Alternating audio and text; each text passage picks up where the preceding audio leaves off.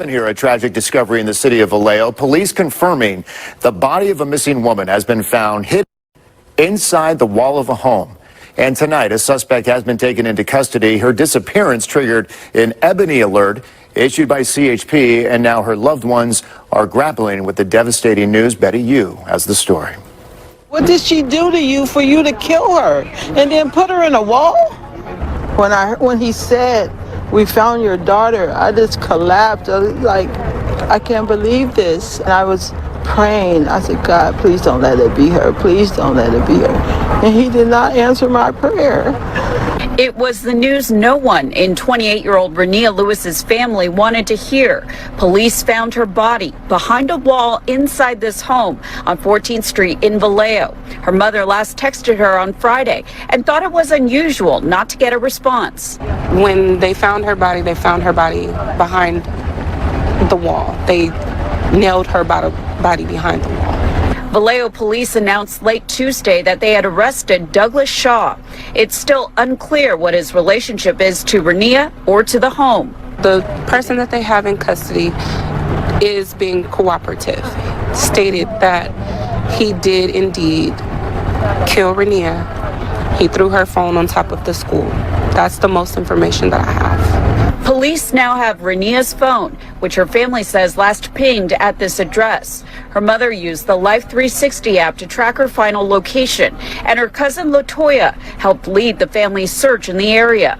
Renia was the best loving person. That girl loved to cook.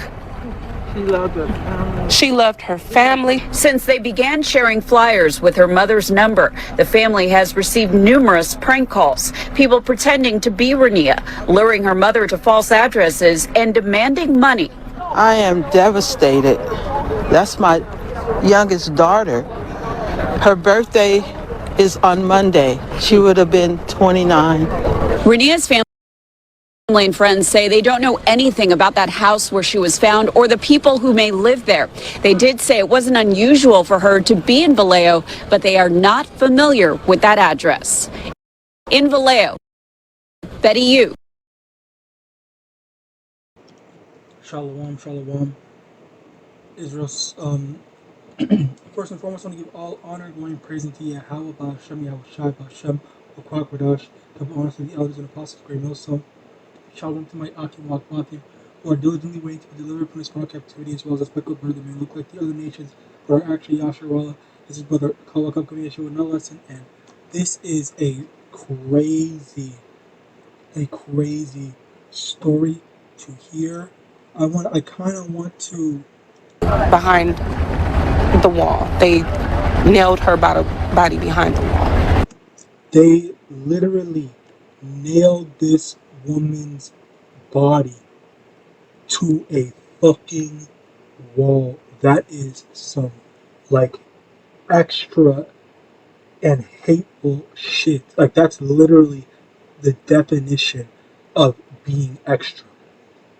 I genuinely don't know. Like, anyway, the main thing, the reason why I'm making this lesson is because, like, this is the type of stuff that's going on right now. I think I did a lesson yesterday talking about how ICE agents are so evil, wicked, and they're going after Jake. Alright, they're going not just Jake, but American citizen Jake, like so-called black people as well. They're targeting them. They're not just targeting so-called immigrants. They're using their position as these ICE agents that can do whatever they want, law-free, to abuse their power and target all Israelites. All right, and now it's clear that the Lord has put a spirit on these devils of great wrath. Let me get this.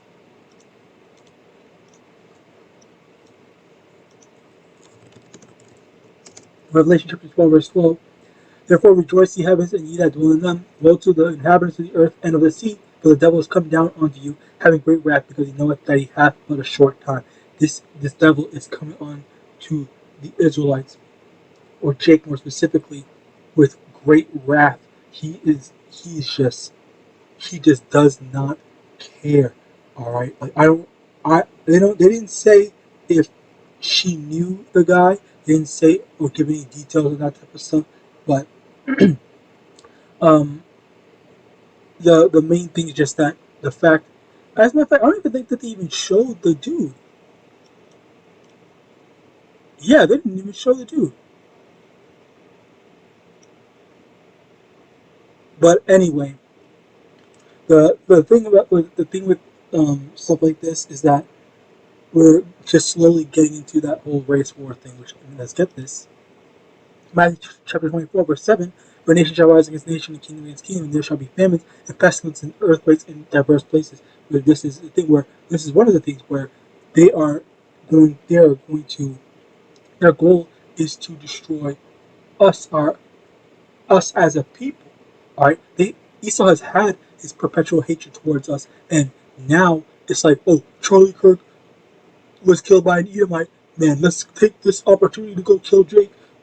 Oh, ICE and all this stuff. Like, let's take back whatever. When like the only threat, if they actually believed in the threats, they would acknowledge and know that they are the only threat to this world. All right, this is the wickedness of Esau, Edom. All right, trying to justify his irrational, like erratic behavior.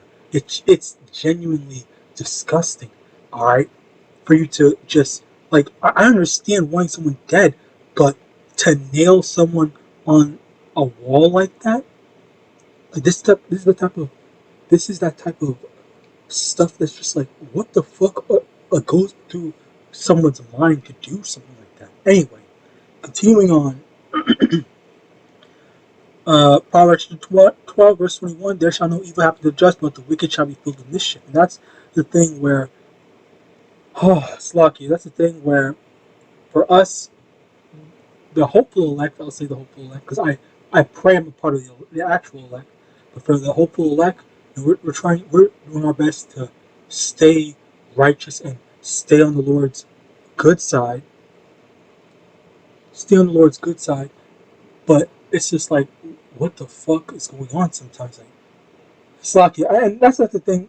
And the main thing is the main thing I will say is that for us as part of the whole elect, we're repenting, trying to fall after the teaching of YAHAWAH and His, what we're doing is attempting to abstain from sin, abstain from wickedness, so that when the time comes, like let's actually get that before we get this. Jeremiah 30 verse 7. The last of that day is great, so that none is like it. It is even the time of Jacob's trouble, but ye shall be saved out of it. So when Jacob's trouble comes, all right, bear with me. So when Jacob's trouble comes, we won't have to worry because the Lord is not going to punish the righteous. So if we didn't do anything, if we've been trying to repent, if we paid an answer for all that stuff, all the wickedness that we've done already, then we don't have to worry about that type of stuff. Now, let me also get this. Judgment.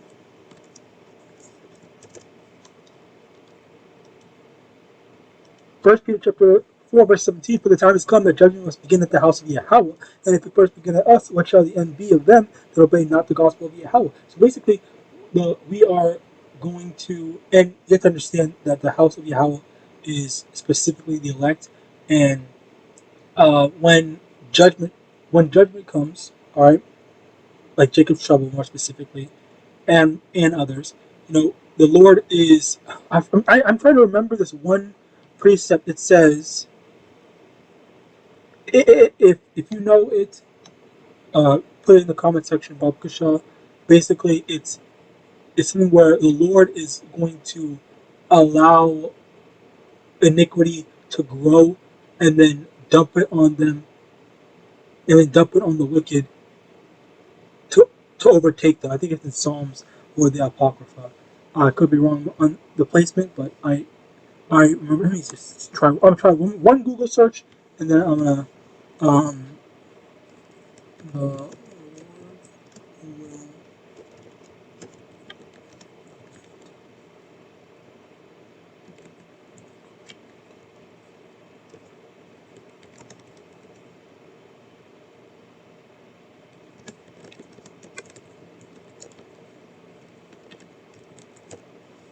Let's see. Is it? It's not it. Definitely not it.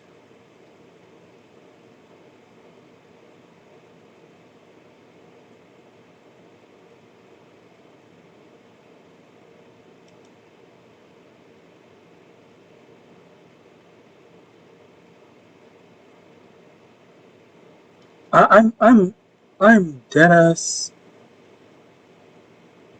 Okay, whatever. It's fine. I don't remember the wording. Yahawadah. I'm able to find it. Anyway, continuing on, as I was saying, the with Yahawashi, okay, he's going to uh deal with us first. Okay, so we're dealing with, okay, we have to handle stuff. Um, we have to handle certain things. We're going through stuff now, so where we let's get this. Let me get this actually to better move it.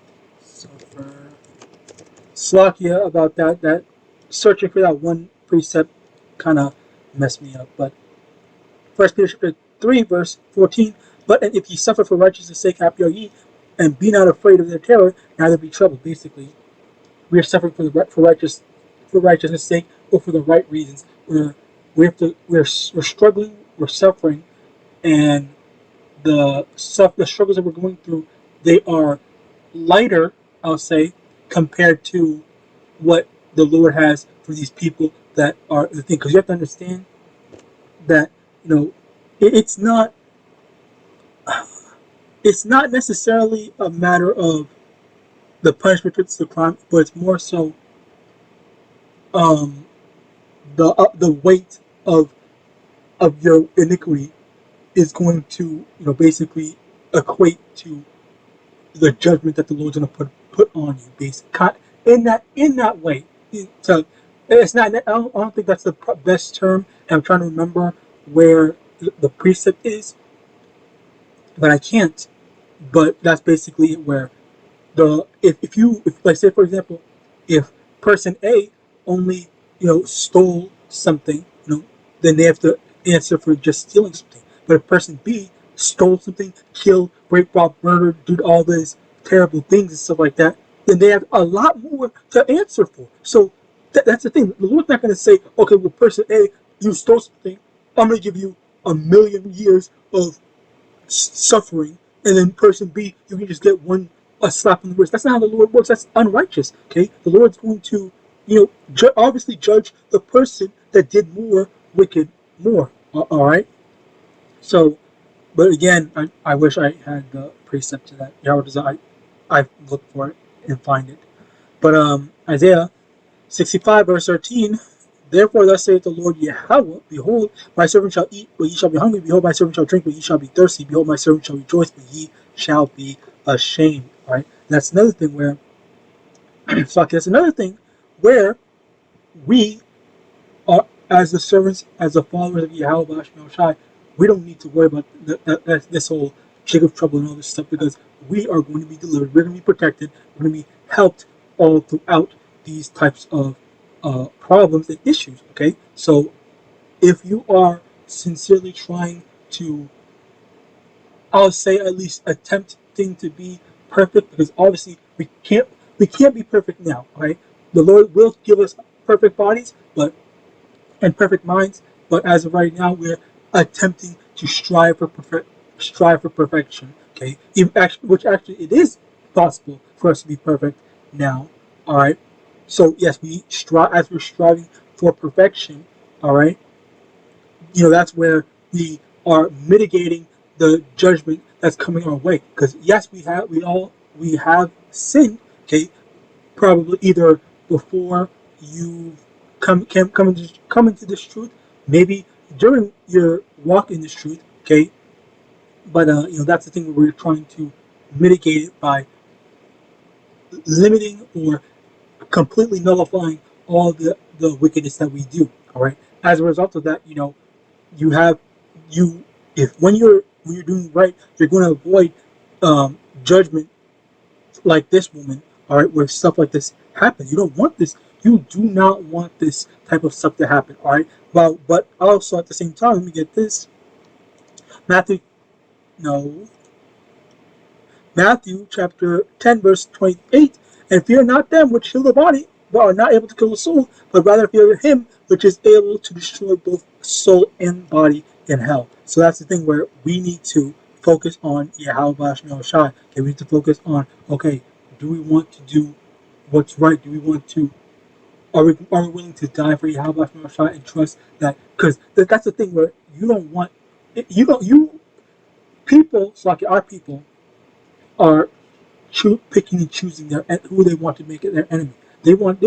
Some of these people wholeheartedly believe, I don't want to make an enemy out of Esau, so I'm going to join Esau's military. I'm going to join Esau's this. I'm going to join Esau's that. And as it says in Isaiah 30, okay, they go down to Egypt for help, okay, where they are trusting in Esau's power, Esau's strength, or Egypt, which Egypt is spiritually Babylon. All right, they are trusting in Esau's power, and then when the time comes for the Lord to destroy Esau, then they're going to be like, oh, I didn't know this, blah, blah, blah, blah, blah, and then that's where their eventual destruction is going to come. All right, because they trusted in Egypt when the Lord said that. Let me get this. Where is it? Where the hell is it? Proverbs 12:21. There shall no evil happen to the just, and the other one, Isaiah 65:13.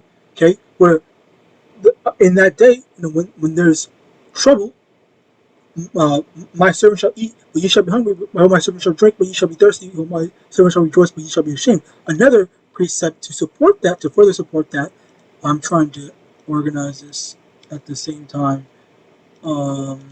Let's get this. Luke 6:24.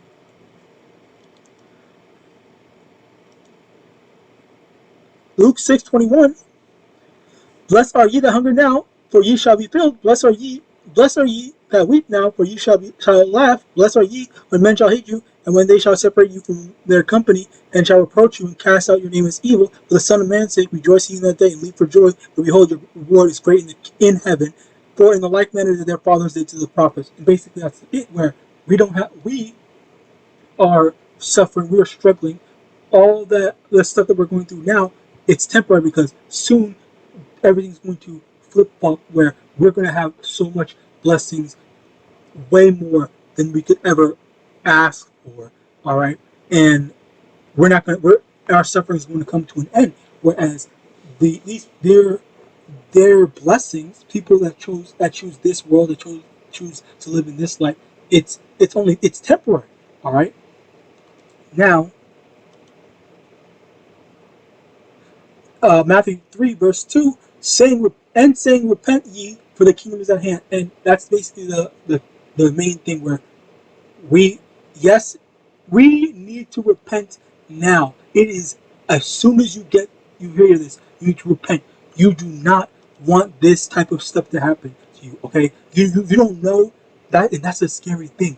All right, you do not know if this woman was killed before she was nailed to the wall or after. All right, she could have been bleeding out slowly, and they say that shit is, very painful. All right, it's very painful to be nailed to something. All right. It was what was it? Here, Psalms 17 verse 13. Arise, O Lord, disappoint him and cast him down. Deliver my soul from the wicked, which is thy sword. Okay, we need to, and Slaki, that thing, we need to steer clear from wickedness, because the judgment of the YAHAWASHI, all right, it's in the form of these demons, these 2/3, and these Edomites, or heathens in general. All right, this happening to her. In all honesty, okay, we just to say it as it is. This is judgment from Yahawadah and His. The only way that this happened to her is simply because this woman, was wicked. She did something. She was doing something. She lived a terrible lifestyle, and as a result of that, she had to answer for it. Okay, the Lord put the spirit on these devil on a specific devil to say, okay, you know what? I'm gonna go to this woman specifically, and I'm gonna execute her now. I'm gonna execute her now. I'm gonna do this. He did not decide himself. And actually, matter of fact, let's get this to prove it. Let me. There be.